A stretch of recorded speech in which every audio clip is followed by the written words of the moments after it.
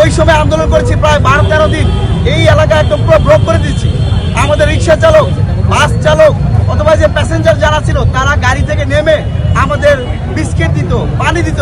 কিন্তু আজকে রাষ্ট্র জনগণের সাথে তামাশা করছে, শিক্ষার্থীদের সাথে তামাশা করে শিক্ষার্থীদের সাথে জনগণের সংঘর্ষ তৈরি করার একটা পরিবেশ তৈরি করে। আমরা মনে করি রাষ্ট্র এখানে সম্পূর্ণরূপে ব্যর্থতা পরিচয় দিয়েছে। এই যে রাস্তায় যারা দাঁড়িয়েছে অনেকে আমাদের শিক্ষার্থীদের নিয়ে বিরূপ মন্তব্য করছে, এগুলো আমাদের লজ্জা লাগে। আজকে আমি স্পষ্ট করে বলতে চাই, পাঞ্জাবের জগতে একটি বিশ্বস্ত নাম শাবাব এথনিক ওয়্যার। আর কোন সায়েন্স ল্যাব, নীলক্ষেত বা ওই শিক্ষা ভবন নয়। যদি আগামীকালের মধ্যেই ঢাকা কেন্দ্রীয় বিশ্ববিদ্যালয় অধ্যাদেশ জারি না হয় তাহলে যমুনাও ঘেরাও করতে হবে। জনগণের ব্যাট ট্যাক্সের বিনিময়ে আমরা যারা সরকারি কলেজে পড়াশোনা করি, আমরা যারা বিশ্ববিদ্যালয়ে পড়ি, তাদের প্রতি আমাদের দায়বদ্ধতা রয়েছে। জনগণের সাথে জনগণকে কষ্ট দিয়ে আমাদের কোনো দাবি আদায় করতে হবে না।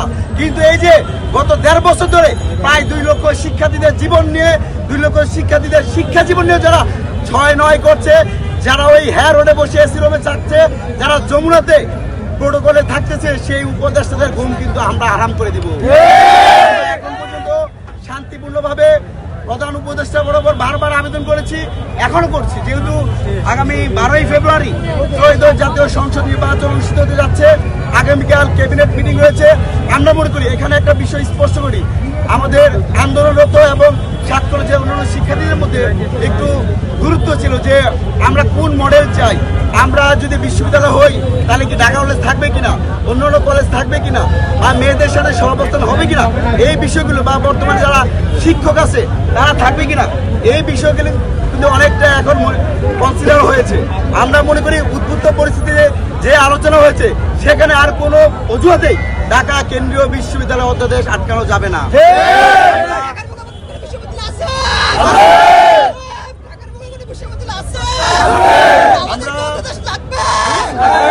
আমরা বাংলাদেশ ছাত্র অধিকার পরিষদের পক্ষ থেকে এবং আমি ঢাকা কলেজের শিক্ষার্থী হিসেবে সকাল 10টা থেকে এখন পর্যন্ত যে সকল শিক্ষার্থীরা তাদের প্রাণের স্পন্দন, শিক্ষার্থীদের অধিকারের জন্য যারা রাজপথে দাঁড়িয়েছে, ব্লকেট করেছে, তাদেরকে সাধুবাদ জানাই।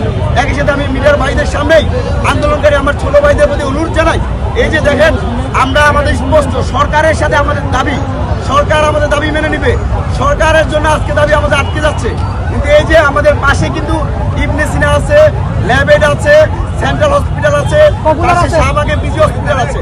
ঢাকার গুরুত্বপূর্ণ একটা প্রাণকেন্দ্র সায়েন্স ল্যাবে আমরা যদি সকাল থেকে সারা রাত, সারাদিন পর যদি আমরা ব্লকেট করে রাখি, তারা যারা অ্যাম্বুলেন্স নিয়ে আসতেছে, জরুরি কাজ করতে চাচ্ছে, তাদের জন্য বাধা হবে। সেক্ষেত্রে আমি সবার প্রতি অনুরোধ জানাচ্ছি, আমরা যেন সন্ধ্যার আগেই এই সায়েন্স ল্যাব ব্লকেটটা উঠাই না হয়, এবং একই সাথে যদি আগামীকাল ক্যাবিনেটে অধ্যাদেশ জারি না হয় তাহলে আপনাদের সাথে আমি সাথে থেকে যমুনাও গেলার জন্য আমি সেখানে